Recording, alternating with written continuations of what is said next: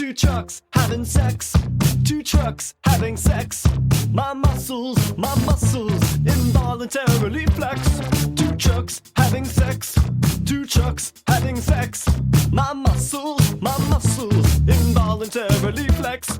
Two pickup trucks making love.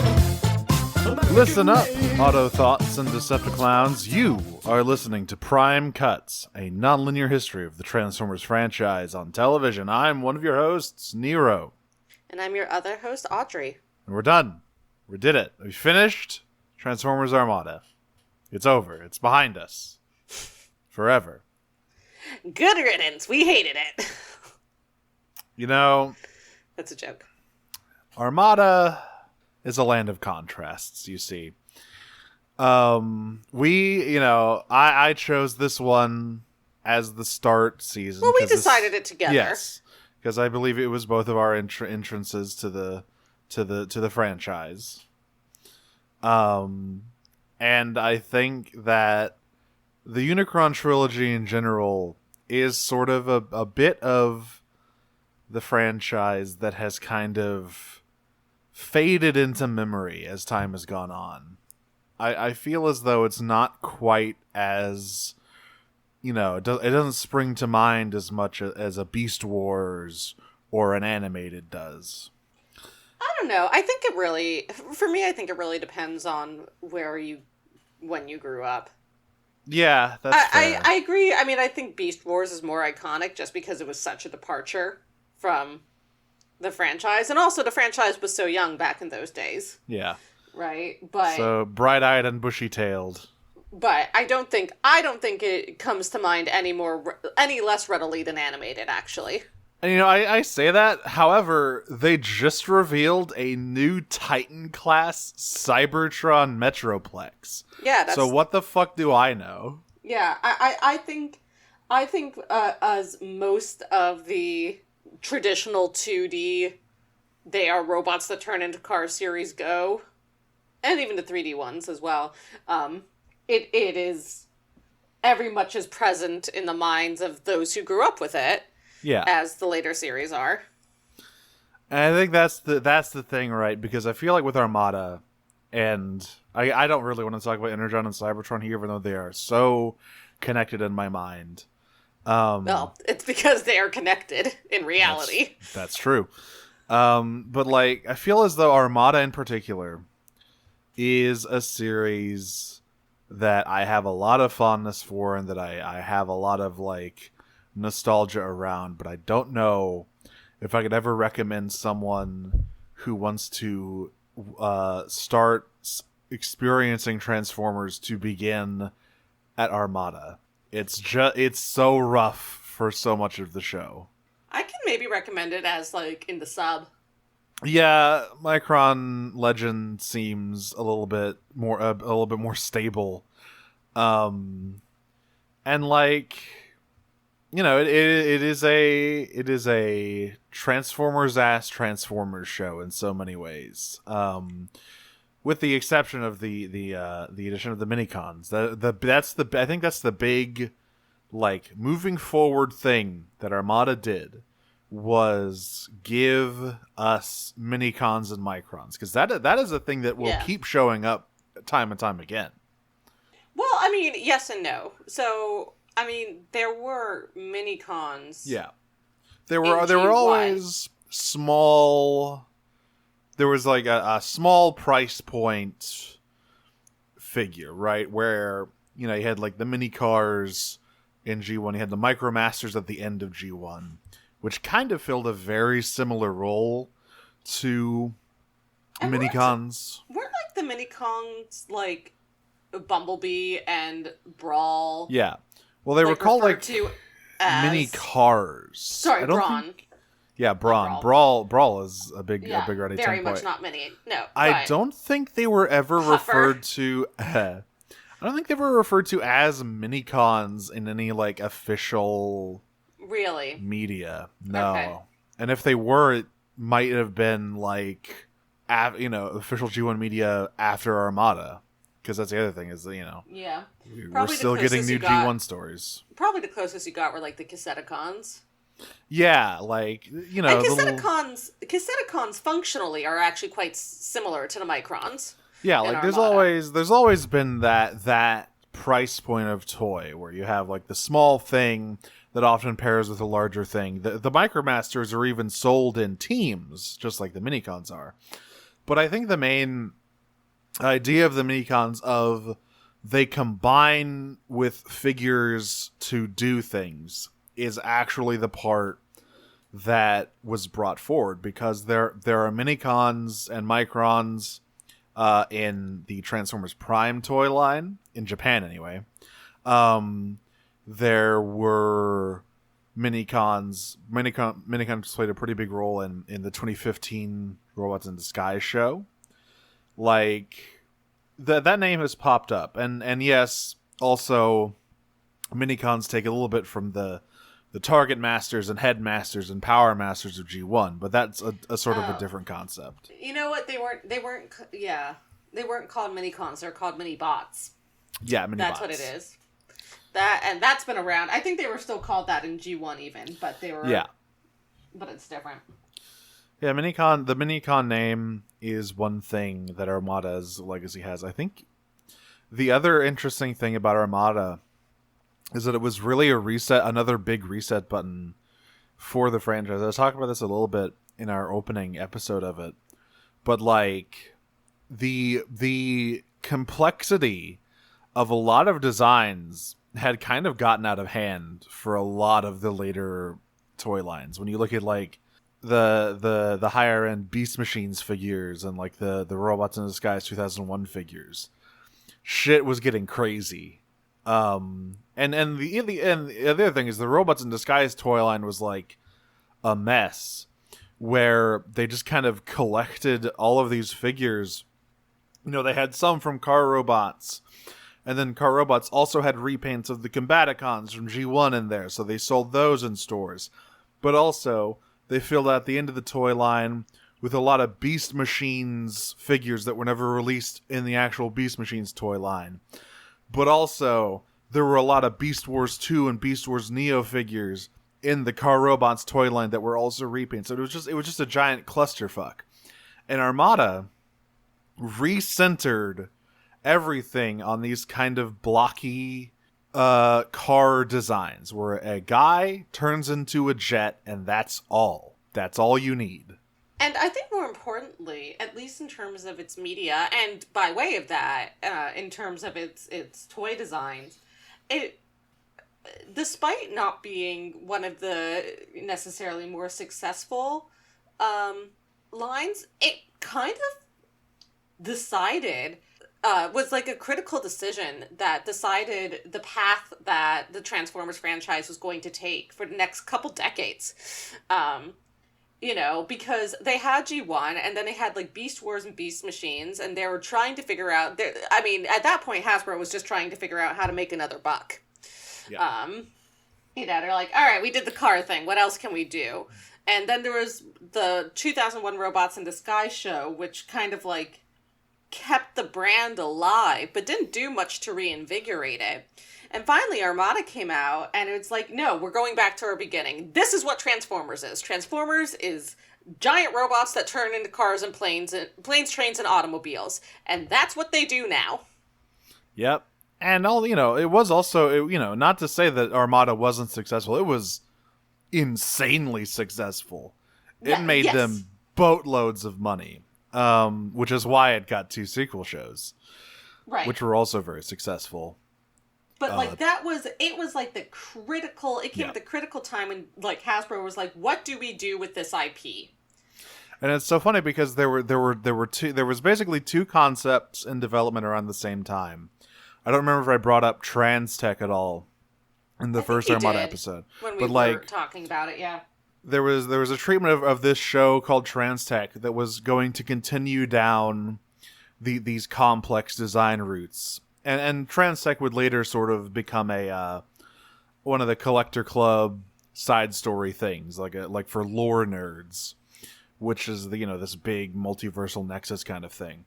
But they decided, no, we're gonna basically start from scratch Autobots, Decepticons on Earth fighting over something. They're in disguise. And it really paid off for them. And they turn into planes, trains, and automobiles. Yes. And bringing back Unicron, who was pretty much entirely absent for all of the Beast era. Yep. Was a big thing. And, like, centering this entire trilogy around him. And again, you know, you can, I think, make a pretty reasonable argument to say that, like, Optimus and Megatron were in Beast Wars and Beast Machines. But technically they were not. And it also helps solidify Megatron and Optimus as the iconic characters and the constants that they are in the series now moving forward. Yeah, like, we had Optimus Primal and Beast Wars Megatron, who literally took his identity from G1 Megatron, but also the biblical figure Megatronus. We'll get into that once we eventually talk about Beast Wars, because that shit's fucking crazy. Yeah. And then Robots in Disguise, you know, you had Optimus Prime, but their Megatron, who is Gigatron in the original, is a really odd, you know, because he wasn't Megatron. He's sort of a different character. He was like a six changer with a bunch of weird modes. His colors were fucking crazy. Like, those two were very much not the iconic ones. And so now we bring it back. Yeah, you're right. Optimus, Megatron, ancient rivals, settling scores over eons, fighting for peace, fighting for domination. We're back at it. Across different media and in different formats, each show builds on what their background is, which, you know, Armada doesn't actually really go into outside of, they just really want to kill each other. They've been going at this for millions of years, and it's deeply personal, and they just want it done. But, well, Animated takes an interesting approach, because it kind of, like, resets their entire relationship to nothing, to non-existent, before the show begins. But besides that, I mean, starting with the Bayverse movies, really, each new piece of media has really built on that relationship, which has become the core tenet of this franchise, really. The sort of once brothers in arms, now on opposite sides of this war sort of dynamic, interpreted in various ways throughout most series set after the 2007 movie, has become the main way you do an Optimus and a Megatron. But before that, there wasn't really any kind of thing. And not just the main way you do an Optimus and a Megatron, but the main way you do a Transformers series. Mm-hmm. A piece of Transformers media. You know, there are offshoots like rescue bots that focus on other groups, but which I don't think we'll be covering any of the baby shows, unfortunately. Yeah, but like you're never gonna find a main line piece of Transformers media, be it video game, TV show, movie, or comic, or light novel, I don't care, that does not focus on those two, on the relationship between those two at this point. Yeah, like, I mean, sometimes they can go so far as IDW1, which certainly focuses a lot on their relationship. I'll always remember that the first mainline issue that James Roberts ever wrote for Transformers, after, I think it was after Last Stand of the Wreckers, where he wrote one issue of the current ongoing there, was the one where they had captured Megatron and they were transporting him in Omega Supreme, and it's Optimus talking to Megatron, who is like tied up to the wall, and it's like, I see. Yeah, really. So yeah, like the Optimus and Megatron dynamic is very important, and even in this show, at the end, becomes very much the core. And it's a thing that kind of gets lost as the Unicron trilogy goes on. I mean, obviously they're still there, they're still fighting, but I really feel like this is the only one that puts that front and center. Yeah, but I think it's important because I think this is the one that sort of cemented it. Yeah, because in so many ways, Armada Megatron going forward, is such a JRPG villain. He's constantly making deals with the devil and controlling Unicron's power and doing all sorts of crazy stuff. He is not necessarily the classic flavor of Megatron so much. But I do regardless like him because I love David K. Megatron. It's a great voice. It's a great performance. Yeah. So how did it? I know that you have, despite it being both of our first serious foray into the franchise, I know that it's something that, like, you actually owned it and watched it a lot of times, where I just caught it on Toonami when I could. So how did it live up for you? I mean, obviously it isn't as cool as it was when I was, 7 or whatever. But I did have them warm fuzzies watching a lot of those episodes that I watched over and over again. Yeah, stuff like Swoop and Mars, and I really remember just watching over and over again because I liked those plot lines and I liked those characters. The stuff with Scavenger in the early bits of the show, I remember watching a lot. And, like, honestly, yeah, the dub is quite haphazard and maybe not very good, but, like, it held up okay. There are moments for Armada, I think, especially in the later bits of the show. Mm-hmm. And in the middle too. In the middle as well. Mostly the thing the thing I really enjoyed that I didn't remember enjoying so much was I just truly love Armada Thrust. Just a complete fucking idiot snake of a character with a very fun vocal performance. Like that, the dub Thrust is just it is very clear to me that Colin Murdoch, who I believe is his voice, is just having a fucking blast every single second. He loves it. And I would love it too if I got to do that shit. Yep.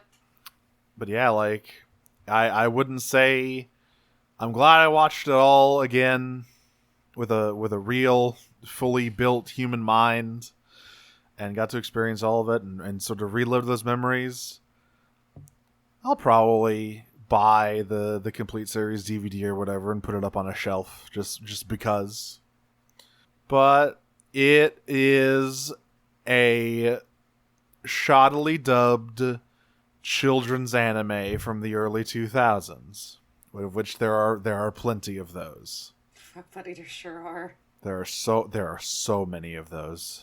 What about you? How did Micron Legend hold up as a show on its own? It was really interesting. It was interesting to see the original version and see the changes, most of which were fairly insignificant, but some of which I think really made a huge difference.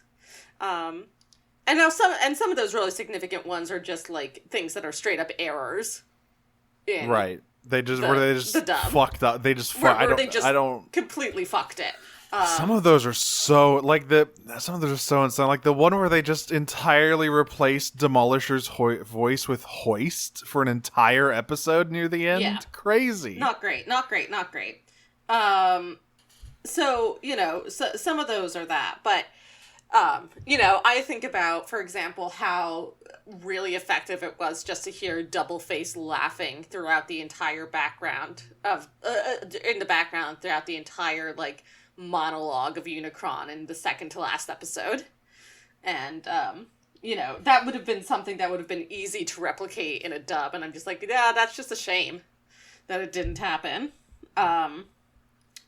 But yeah, when I watched it much more sporadically. I was very invested in it, but I watched it when I could watch Toonami, which wasn't always. It was most weekends, but not always. And, it was interesting seeing it much more cohesively. Of course, the thing that stuck out the most to me when I watched it when I was 10 to 12-ish. 12. I was 12. The thing that stuck out the most to me when I was 12 was that the relationship between Alexa and Starscream. And I think really, really clearly rearranged something in my brain space. to turn me into the human adult that I am now. Some real we're gonna primeval memories. We're gonna go further into that DNA rearrangement in our next season, because that's the thing that really changed me into a deviant. This just like put the idea in my head that maybe if I try hard enough, I could date a robot. What we're doing next is what made me say I'm going to date a robot. Oh yeah. Well, we'll have plenty of time to talk about that. Yeah, we after sure the will. questions. Yeah, it was like interesting to see this more cohesively, and sort of see the build-up of it. And I must have watched, because I remember other shit as well, so I must have caught, like, Cybertron and Energon as well, at least bits and pieces of them. Yeah, I mean, we will get there eventually. I do want to do Cybertron a lot, because I genuinely think that is probably, out of the 3 shows, the best one in both in both languages. Yeah. To do that, we will have to experience perhaps the worst show ever put to Transformers television. But you know, we'll burn that bridge when we get there. The worst Transformers show that isn't fun, at least. Exactly. I genuinely think G1 is better than Energon. Energon is just. We can't start talking about Energon, or else we'll be here all fucking night. Yeah, so that's sort of my feelings on it. Yeah. We have feelings and questions from other people in the Discord, too, now that we've wrapped it up, so why don't we hit those? Hell yeah. Alright, so first up, from Casarachnia, what do you think of the changing bodies requires a changed name thing? Are names, and thus identity itself, so heavily anchored to the physical? Does changing the body necessitate changing the nomenclature? So there are 2 answers for this. The physical plastic answer is they wanted to reuse another name for trademark reasons and also sell another toy of the same character in a new body, which is why Hoist exists. However... But they could have done that without changing his name. And they do that in Energon. There is a character who gets a new body and even is renamed in the toy line, but in the show is never renamed. And that might be just... I was about to say, like, we know that's Starscream. And no, different. Here's the thing about Energon. A lot of people change bodies a lot. Yahoo! And only some of them change their names. See, so here's an example from Energon, right? Basically, all of the Armada Decepticons eventually get reformatted into new bodies. Demolisher keeps his name. Cyclonus becomes Snowcat. Tidal Wave, he gets turned into a snowmobile. Don't worry about it. He becomes addicted to yodeling. Once again, don't worry about it. No, not yodeling. Tidal Wave becomes Mirage.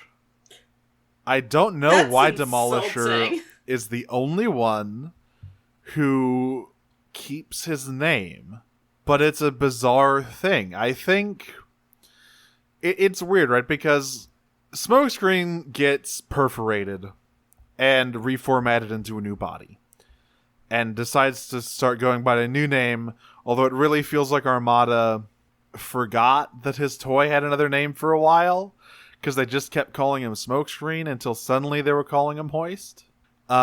Which I also feel is what happens to Inferno in Energon, where they just straight up forget that his toy has another name. But when they get all Minicon powered up after the Nemesis Prime fight, they don't change names. So, unless it is a drastic physical change, the nomenclature does not change.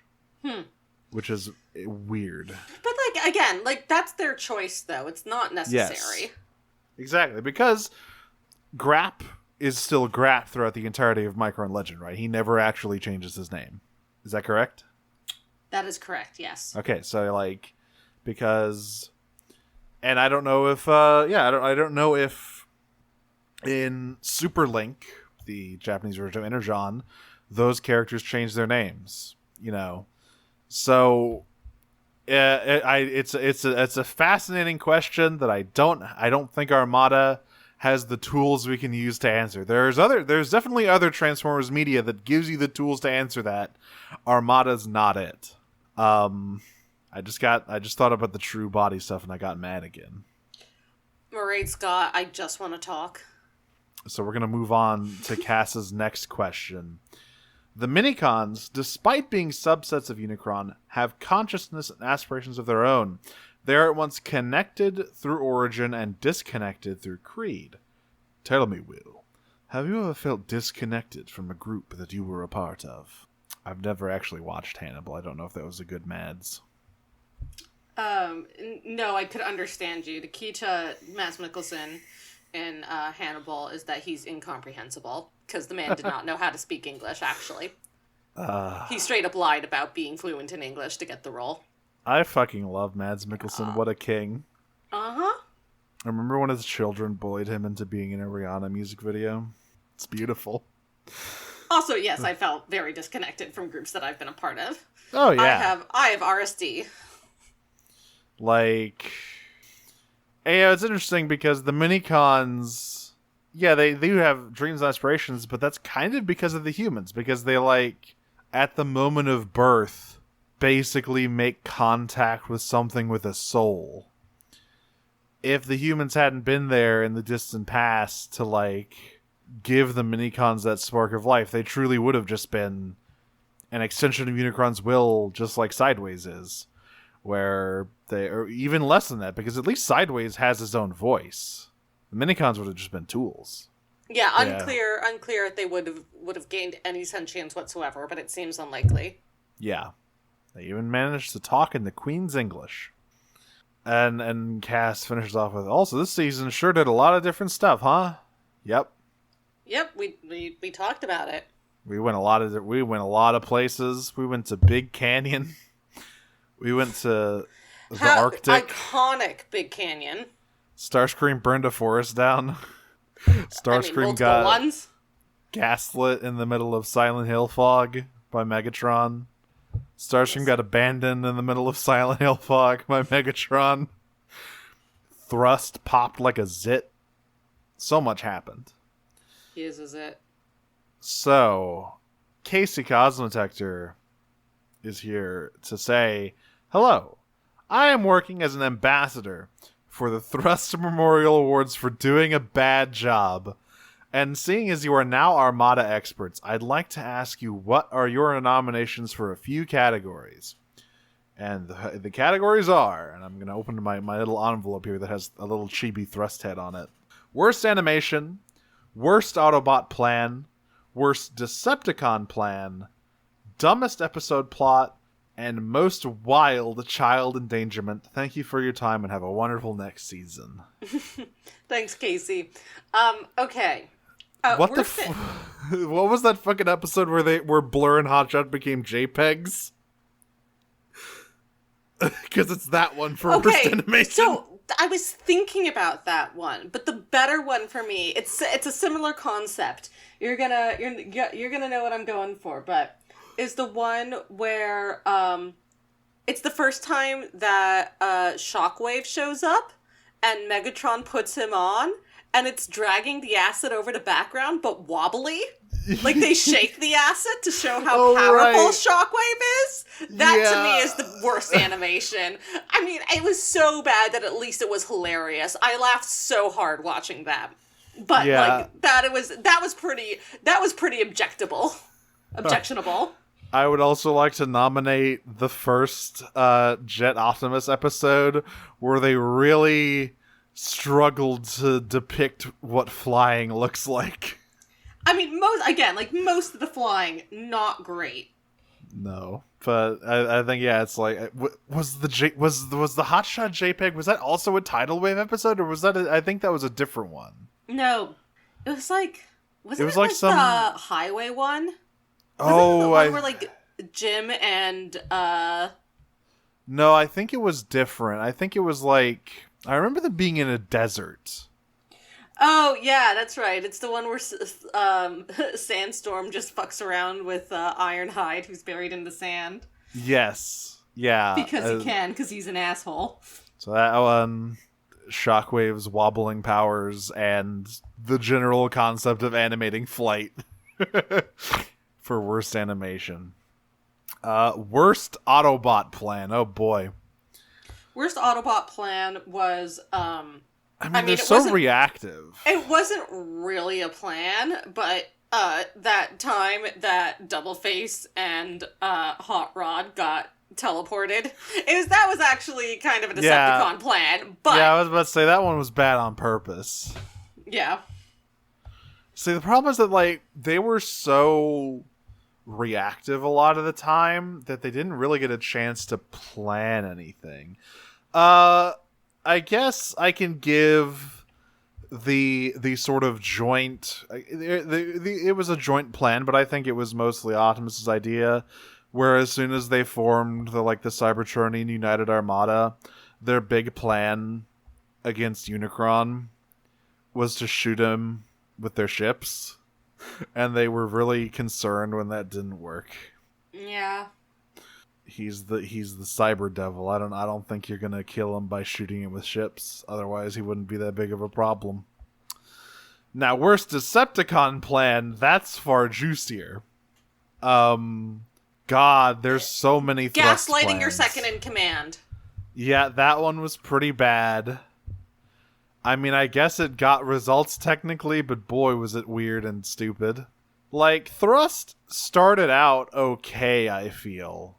I think his first his first plan was like a big guy will show up and be scary. I mean, to be fair, it's a good plan. It is a good plan. I actually can't put that one past him. That one's a good plan. Yeah, like gaslighting Starscream is definitely one of the big ones, though. Like, what the fuck was even going on there? And I can't say that building the Hydra Cannon was a bad plan. Nope, that was also fine. I mean, it was sort of playing into the hands of Unicron, but beggars can't be choosers. Worst. But to be fair, he had no way to know that. Like, that was one of the ones where he had no way to know that. Yeah. Dumbest episode plot. I would like to nominate that time that the kids brought the space team to a cabin in the middle of nowhere and then home alone with Thrust for a little bit. That was pretty bad. I would also argue that, taking them shopping. Oh, man. I mean, that wasn't really a plot, though. That was just a bit in one episode. Well, yeah, but there's, oh, no, you're right. It was the same episode I was thinking of when they went to the cabin. Yeah. Never mind, it's that episode. I was thinking of Yep, nope, it's that episode. Just kidding. When that lady offers... Yep, that's exactly the moment I was thinking of. It's Payload. She offers him a cookie and says, "Wow, you have a weird accent," when he goes, boop, boop, boop, boop, boop. Yep, From no, the that's same country. That's it. That's the one. He's from the same place that Beaker from the Muppets is from. Most wild child endangerment. I mean, the entire, last third of the series. Yeah, but do you remember in episode, 4, when Hotshot yeeted Carlos into a canyon? Like a ice canyon? So he could fight Starscream? Yeah. I think he knew someone was there to catch them, but that's crazy. I mean, I guess, Wheelie did Bumble did kind of hold all of them hostage. Just in terms of they're we're not taking off until you let these kids come with us. So their hands were kind of held there. There's that time that... I mean, it doesn't really count because it was a malicious plan. But there was that time that Billy and Fred were held hostage by the Decepticons. That's different. I feel like... I really feel like they shouldn't have been bringing those kids on so many missions early on. Yeah, the early ones, just in general, bringing them to a burning forest. Okay, to be fair, it wasn't burning when they got there. Okay, but why are they going going with the kids to the Decepticons to fight the Decepticons. Why are they doing this? They know it's going to break bad. Come on. They know that forest is going to be on fire soon. 1-800, come on now. There's that time they all fell into a bunch of ancient desert ruins filled with evil traps. Oh, no! The fucking Atlantis episode. Are you joking? Oh, my God. Let's take the kids to, like, a mythical place at the bottom of the fucking ocean. Are you stupid? What protections are you gonna do? Oh, we're gonna put sealant on our windows. What the fuck are you talking about? They didn't even have diving suits. They didn't even have helmets. They just had their fucking jumpsuits. They almost drowned! They were, like, 3 seconds away from drowning. Yeah, the first, like, third of Armada is just these children constantly nearly dying. That was the worst one. That was the worst one. Yes, that's the worst one. You know what? Frankly, all of those seem way more dangerous than literally going to the heart of Unicron somehow. Like, I don't know why. I don't know how that is. It just seems crazy that they brought them to the bottom of the ocean. I don't necessarily think that it's more dangerous, but it's more meaningless. Yeah. Right? Well, yeah, like, there's no reason for it. Like, I think they're equally likely to die, probably. But again, like, at least with bringing them to space, like, Bumble was holding them hostage, essentially. Holding them ransom, rather. Yeah. And, like, you know, as Ratchet recognized, there's a reason that Bumble was doing that. Yeah. Which was that they need to become their own grandpas. So... You know, while it was obviously a huge reckless endangerment, it was at least meaningful endangerment. Yeah, that's true. There was nothing meaningful about bringing them to Atlantis. No, they were just at the bottom of the ocean and nearly drowned, and also a city nearly fell on them. And also Carlos got his heart broken. By Dead Girl's hologram. By Dead Girl's hologram. Yep. Yeah. Yeah, that's the one. That's the one. Thank you everyone for attending the Thrust Memorial Awards for doing a bad job. We look forward to I think this should be a running segment for each of our seasons. Yeah, but we have to choose a different person to memorialize. Yes. It's like it'll be like the in memory of section of the Oscars. A different fuck up to memorialize. Yeah.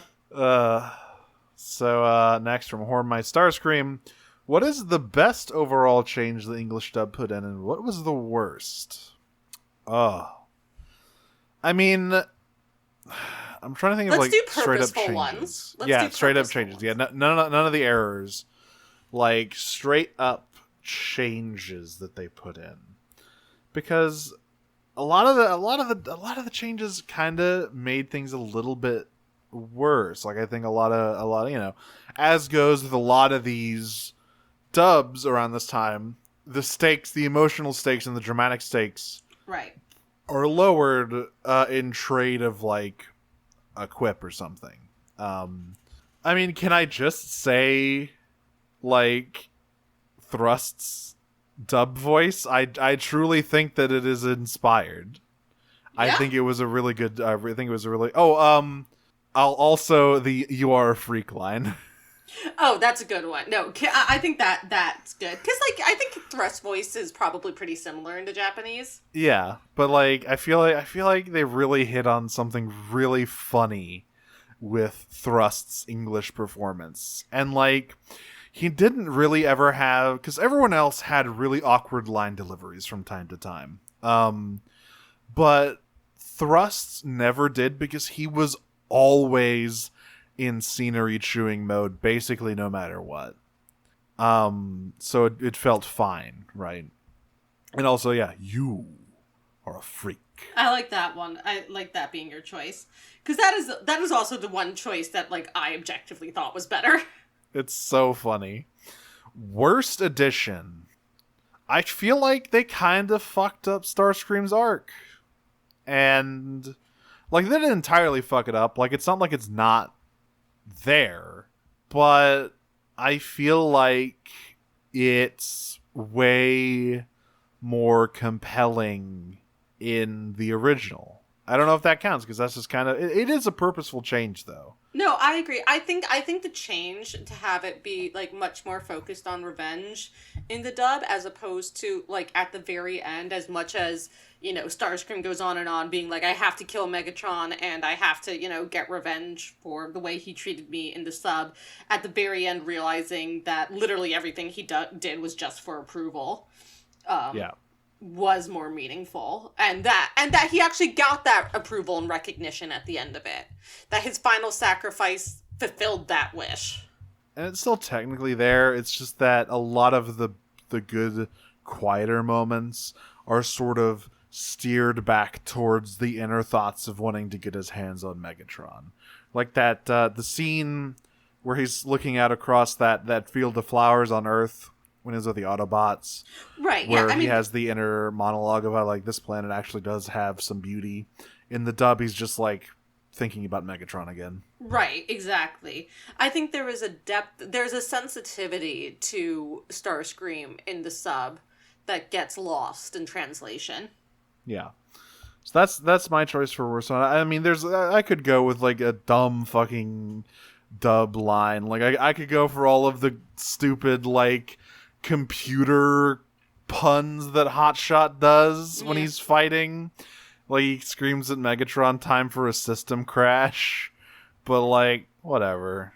That's just how it was back in the day. But I think the Starscream thing is a thing I can't look at and say, that's just 2002 anime. I think they could have done better. They could have done right by that arc in a better way. And finally, from Optimus Prime, boring one. But what is the strongest moment in Armada, in your opinion? It can be emotionally, animation-wise, or just funny, haha. The final fight between Megatron and Starscream's subsequent death. I would say the final fight between Megatron and Optimus, but I think the combination of the actual animation of the fight between it and Starscream, which the fight between Megatron and Optimus also has at great lengths, followed by the emotional impact of the end of it, makes it a better overall moment for me. Yeah, I feel like the Starscream one is like the Armada moment, right? Like that is the thing everyone thinks of when they think of Transformers Armada. And like, yeah, I would say the animation in the Megatron Optimus fight is a little bit better because they just went fucking crazy on it, and it's much longer. But the actual, like, it's a cool sword fight, and then the speech at the end, and like, and Starscream's death also looks fucking cool as shit as well. They also really put the animation budget in there. Exactly. So, like, for me, Starscream's death has the same level of animation as the Megatron and Optimus fight does, although the Megatron and Optimus fight is much longer, so you get more of that, but it also has, like, the emotional impact. So, that's it. I really just love the shot of the like keepsake necklace breaking in Alexis's hands, and then she runs to the window and sees his null ray blasts not even touch Unicron. Yeah, Ooh, and it's good. That is also, I think, a moment that is much more effective in the sub without any dialogue whatsoever, just silence. You can see them, you know, again, mouths moving, and you can see her crying hysterically, but just the silence of it is very, very powerful. Best funny haha is, once again, you are a freak. And anytime they say Squidhead, I love it when they call it Squidhead. And his death is also very funny. And also, like, every other sentence out of Sandstorm's mouth, actually. Yeah, he's also really, I thought he would be annoying in the dub. He's honestly pretty funny in the dub. Like, he is once again another performance who's just, like, always on. And, like, his just, like, sort of unhinged quips really work for him. I will say, one of the lines that has stayed with me throughout this entire watch is him chasing the kids in the forest and going, "Itterashai!" Yep. Like, saying hello to customers in a maid cafe. I have always very much liked morale. We have never had morale around here. Very good. Thank you, Cyclonus. You complete fucking sicko. Yeah, that is the end of our sort of wrap-up questions for Armada, but that doesn't mean the episode's over yet. No.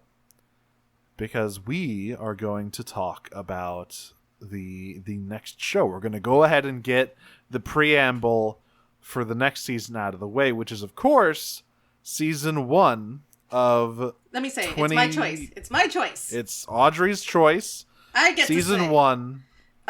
Say it? Go say it. It is season 1 of 2010's Transformers Prime.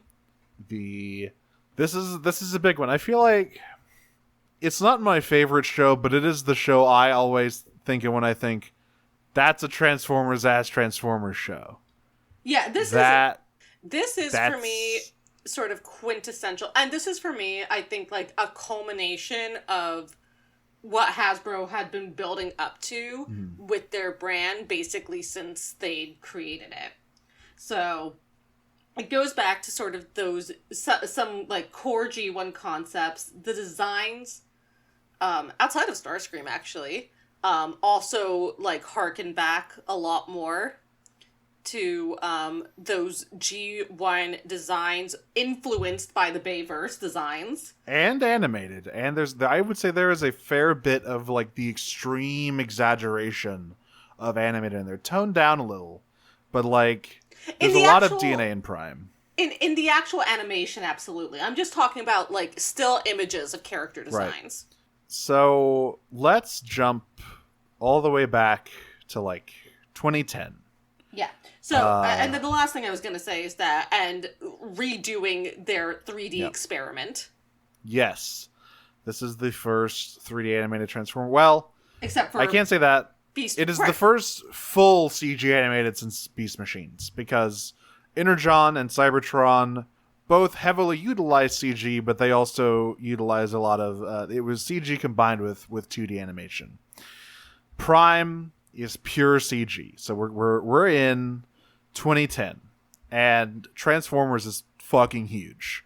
The 2007 live action movie just jammed like 15 adrenaline needles into the heart of the franchise, and it fucking exploded. It's now a household name once again after being this like, it's around, it's always around, but it's never something that people are thinking about.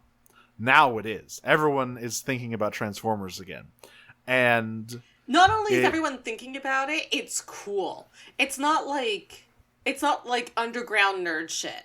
Yes. It is a summer blockbuster on par with the Marvel movies these days.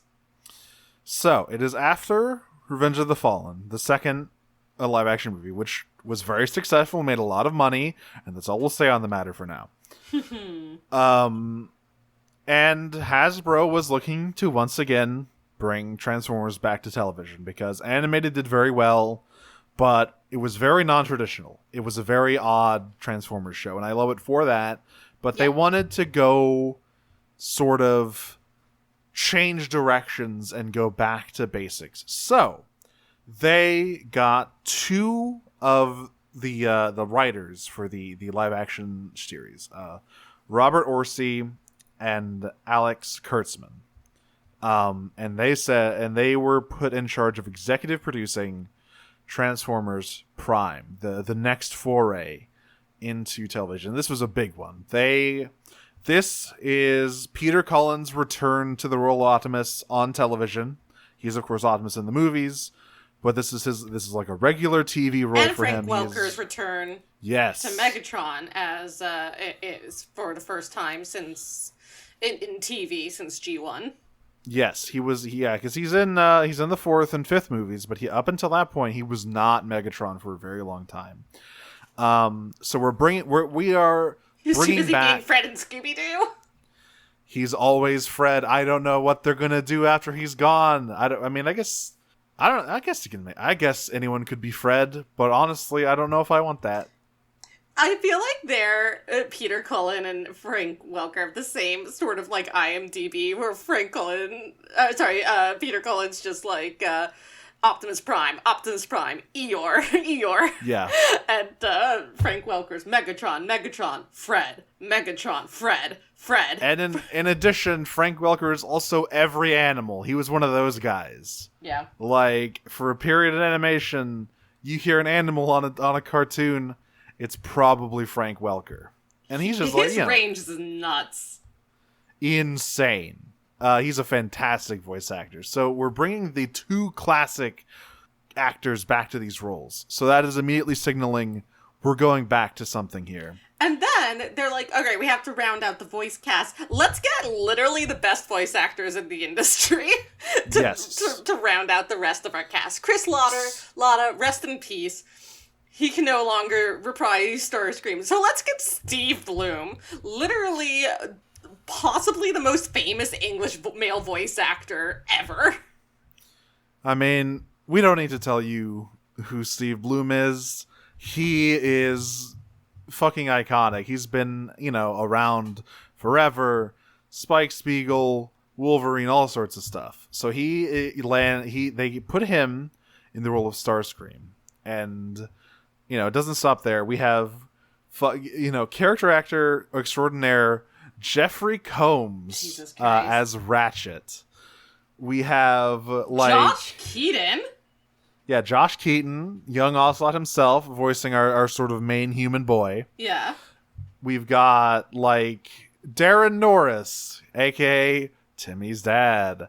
We've got, David Sovolov, Adam Baldwin, Tony Todd. There's just so many big voice acting names. And of we course, need to talk about Darren Norris as Knockout, Timmy Turner's dad. Playing boy. Knockout. Knockout, he is something. That character is quite something. And of course, Nolan North gotta get in there. Yeah. But also, he was between. This was 2010, so he had a lot going on there. But oh yeah, he in between a million other different things that he was doing. He time to be Smokescreen. God bless. Yeah, you also got Kevin Michael Richardson.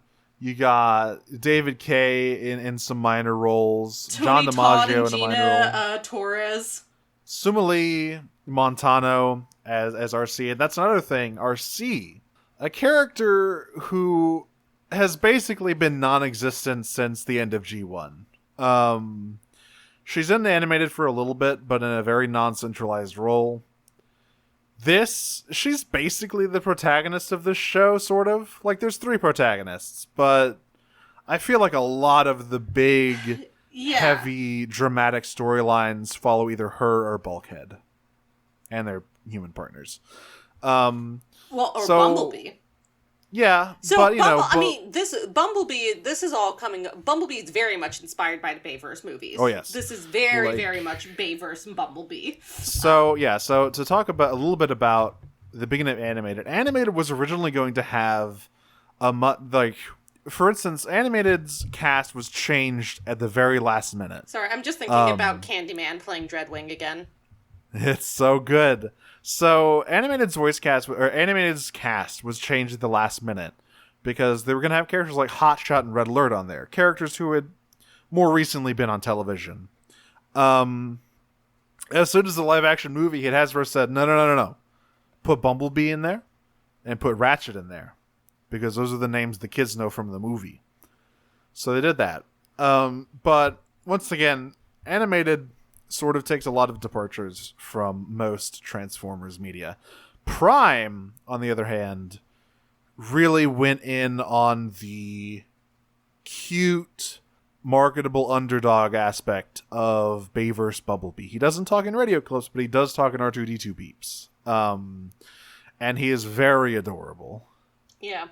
So they were pulling... Again, I think Prime, more than any other series, Prime has pulled from every other thing that came before it.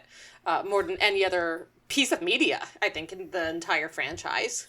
And that is because... So we need to talk about sort of the... Let's talk about sort of the mission behind Prime. Because I remember them talking a lot about this when Transformers Prime was first starting up. So, after Animated... Hasbro sat down and they were like, this franchise is a fucking mess. There are 17 different continuities with a billion different aesthetics, and we can't keep any of them straight. However, it is making us boatloads of money. Thank you, Michael Bay.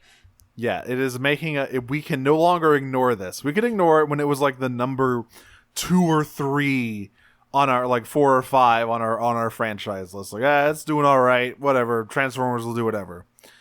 Now it's our thing. So we need to sort this shit out. Let's align it. And so they created something called the aligned continuity. Yes, and it was kind of confusing at first because it sounded almost like they were trying to consolidate everything into one continuity. That's not necessarily true, but what the aligned continuity's mission was to like create a singular new timeline that everything going forward in the next few years would follow. And this had a few things that were a part of it. It had the novel Transformers Exodus. It had the War for Cybertron game. And Fall of Cybertron. Yes, which is a direct predecessor to Prime, despite the fact that they are so drastically different in terms of aesthetic. Which is interesting because like so they had. I wanted to talk about the Binder of Revelation for a minute because it's a very funny thing to call your lore Bible. Yep. But they did call it the Binder of Revelation. It was a fucking massive production folder, 354-page production Bible that was their guiding light for this new continuity. And this is also when they decided, okay, Unicron and Primus has been like the focus in terms of Transformer origin for so long. Then there's also the Allspark from the Bay movies and animated.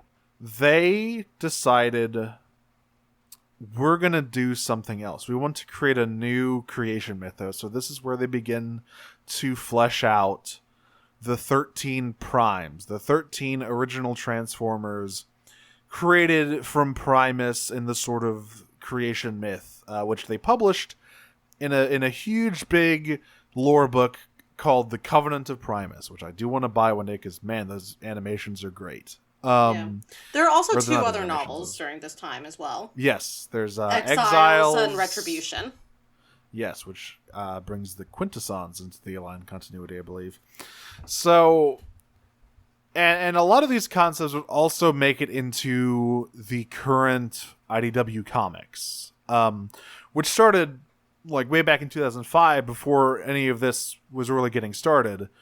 But they kind of shifted into this, like, we're talking about the 13 primes, we're talking about all this other stuff, which is interesting. And so even the stuff that was not a part of this aligned continuity was trying to, like, get in line with the rest of things, right? Because they didn't want to deal with all this different lore and all these different shows. They wanted a streamlined franchise that they could just slot whatever the fuck they wanted into. And it worked really well because in many ways, so, you know, they made up lore for this. They started going into, like, creation myth. It's like, what actually is this? This is one of the reasons that Prime was so interesting to me, because it actually, it had such a depth of lore to it. And, you know, moments that I could really sink my teeth into as a viewer, and I was watching it when I was 20. So, you know, it was story driven enough, narratively driven enough for it to actually capture the attention of college students. Now, a limited number, again, you still have to be into that nerd shit, but it wasn't, it was targeting children, but it had enough content in it to be compelling for adults. And they created all this new lore, but they also breathed a lot of life back into characters that, again, had sort of been revived by the Bayverse movies in many cases. But, you know, were back in ways that were, like, very recognizable to who their original G1 characters were, in ways that Armada, for example, was not. And that animated was to an extent, but also, you know, different, but still not the exact same, still not carbon copies. You know, you would Soundwave, for example, I think is like the perfect example of this, who, like his G1 counterpart and like the Bayverse movies and like TFA, is the spy master. But in Prime, he's completely nonverbal. And it's, you know, there's a question of his sentience even, but it's clear that he's sentient. But he's just a weirdo. He's just a weirdo, and he has Soundwave's dark blue coloring, and he has Laserbeak as a Decepticon. So there's all these parts of him that are familiar, but his like design he's like a Slender Man-ass looking motherfucker. So there are parts of him that are just like, oh yeah, that's Soundwave. Oh god, what did you do to Soundwave? Oh, and also he has no face. That's important. And not just like a faceplate. No, he doesn't have one. It's just like a screen. It's a visor. Yeah, so he has a blank visor. He puts emojis on it, which is fun. What a great guy. So yeah, the Binder Revelation was meant to be the guiding light for the franchise moving forward. And then it wasn't. And then they made Rid 2015. Oops. But until then, Prime was great. Yes. And it gave us, and the aligned continuity gave us a lot of other really good things. Most importantly, the games. I tend to think of this era as like, this is where a lot of the best shit is from. Like 2010 to like 2014, 2015. That's where you get Prime, War for Cybertron, the novels, More Than Meets the Eye. Like, all of this stuff was around the same, it was like, you know, contemporaneous to the same time period. Yeah, IDW was popping off. Phase 2 was starting. And then, you know, they decided they wanted to move in a different direction. They made Rid 2015, which was it's basically the opposite of Prime in every way. All the characters are very sort of cut and paste in terms of visual design. It's extremely colorful, low stakes, very cartoony. I feel like Cyberverse is the synthesis between the two a little bit. Yeah, I mean, more importantly, Cyberverse was the first time since Prime that, like, a TV show was, like, quite successful. Yeah.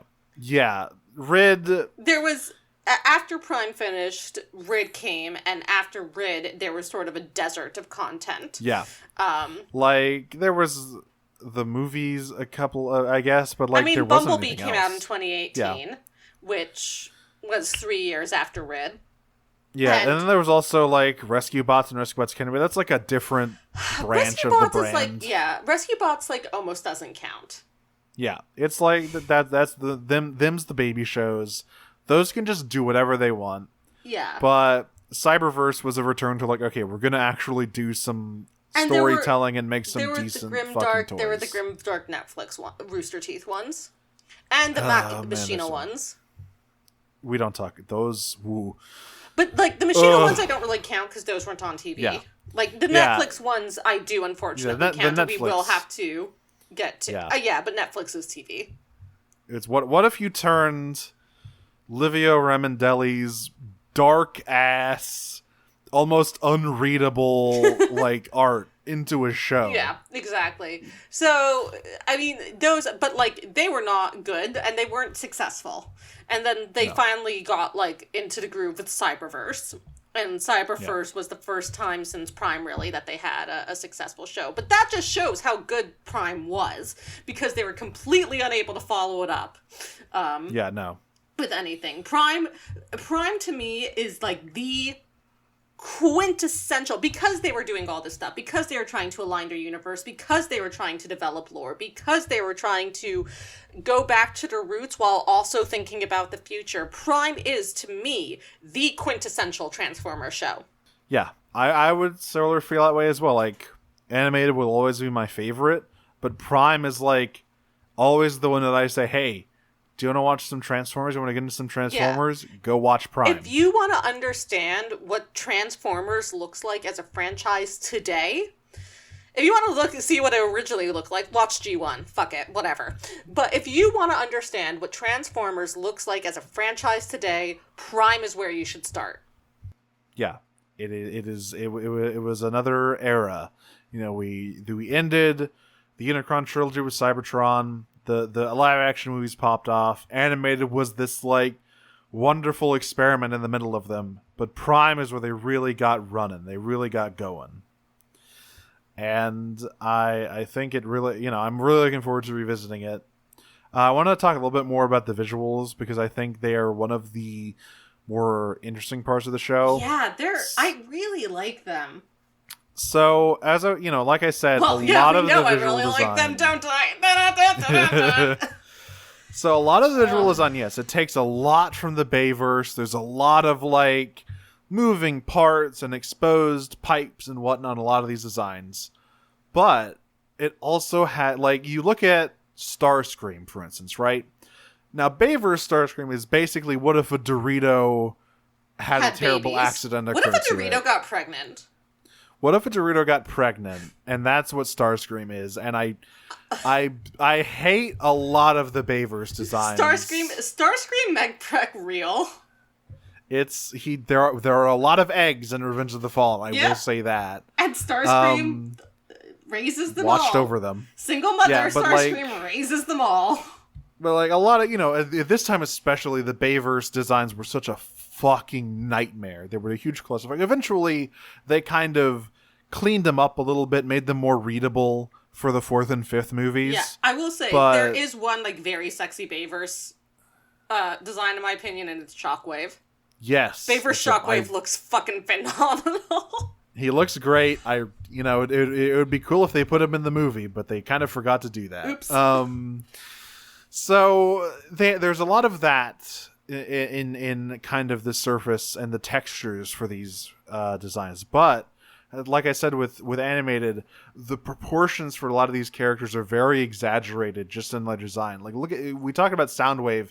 His arms are so long and he is so spindly. He is this like, if you look at him from an angle, he's flat, but like you look at him head on, it's just this very sharp, very angular character. Starscream, it's very similar thing. Huge, long, very long arms, very thin torso. What's really interesting about it to me is that they still stick to the same thing that like Armada generated and was pushed further by TFA, of don't overcomplicate what they turn into, right? They turn into cars, they turn into motorcycles, they turn into jets. But they did it in such a way, they're like, okay, we know what they turn into and it's not going to be that complicated. But how can we have fun changing their route mode to fit that? So that's what they did with these designs. They were like, all right, like, what if Starscream was just a beanstalk this time with big wings, and he turns into a jet fighter because of it, and Soundwave turns into a air vehicle. He's a UAV. Yeah, actually. He turns into a UAV. But they're like, what if his arms were his body? Yeah, what if he just had like arms that went down to his knees?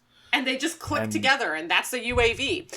So, it's fun. RC, who turns into a motorcycle, Now, I will say about Transformers Prime RC, that is one of the more egregious examples of mass shifting, because we see her in bike mode, and we see her in robot mode, and she is standing next to Jack both times. She's big.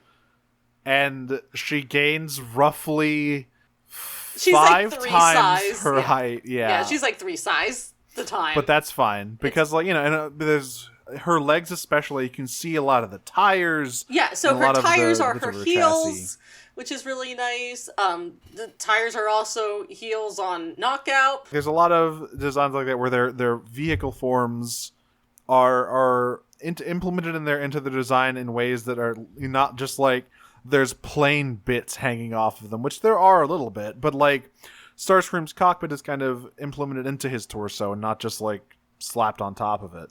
And to me, Optimus, for also, sorry about, but Optimus, his chest very resembles Bayverse Optimus in the way his windows are. And in general, his design is very Bayverse. He's got the same general shape, but he's got a very slim waist. He's got these like big calves that his animated counterpart has as well. Now, the one thing I will say that I'm not a huge fan of, in terms of the face. The face is on some. Oh, I was going to say the opposite. Prime. They're very flat, and Optimus's face in particular, it's smooth. It's very smooth. I was going to say the opposite. That's actually one of my favorite parts. What I really love about it is how expressive it allows them to be. Yes. And for Optimus in particular, this is like one of the most dad Optimuses you get. He's just extremely dad. He's just a really good guy. I want Prime Optimus to like tuck me into bed. It is a direct like opposite to the unhinged, bloodthirsty like war criminal of the Bayverse. Yes. Where he's just chopping heads off left and right and just constantly covered in the blood of his enemies. This Optimus, he is very much the like stoic but warm father figure who is deeply conflicted about the war but knows he must stop Megatron. And let's start. Wait.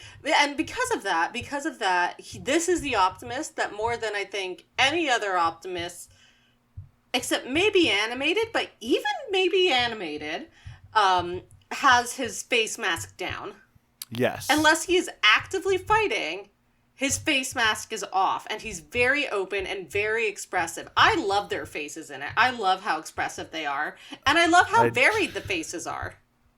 I just miss animated Optimus's luscious lips. Is that too much to ask for? Go read an Overlord comic. I will. I'll read about him it. stepping on pipes like a fucking cockroach. But yeah, like, my minor quibbles with the faces aside, I think the visual design in the show is very strong. I think the writing is like probably the best on television. Yeah, like, I think it's hard to very argue few that. equals.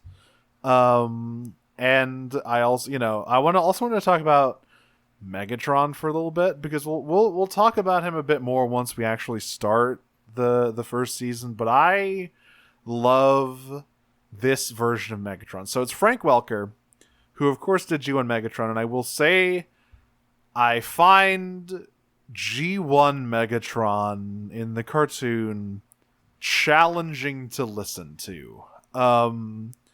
He is very scratchy, he is very high-pitched, very screechy. And for this, it's interesting because he still has a lot of the like same gravel of G1 Megatron, but it has gone from a screech to a growl. And this vocal performance is a very good Megatron. He's got a lot of menace, but he can do a lot of the classic Megatron lines you want. And it allows Frank Welker to like act, to voice act instead of scream, which is ideal for him. And I love that they turned him into a shark. Transformers Prime Megatron is very very G1-esque in terms of his silhouette, but also the first movie. He's got the same general chest shape as Megatron had in the first movie, and he's also got shark teeth and claws and a drug addiction. And he's addicted to devil drugs. We'll get there. But the drug addiction does make him sexy. I'm not gonna lie. Yes. Turns him purple and evil. And actually, I was thinking, obviously animated's thing, it's the chins. Everyone talks about the chins, they're huge. For Prime, it's the eyebrows. Everyone's got big ol' eyebrows in Transformers Prime. Yeah. That is the like, and I think that attributes to how expressive they are. Is these eyebrows allow them to really show a lot of emotion, even for characters with like kind of different faces, like Bulkhead. So yeah, that like Prime is, fittingly enough, kind of the Prime Transformers show in a lot of ways.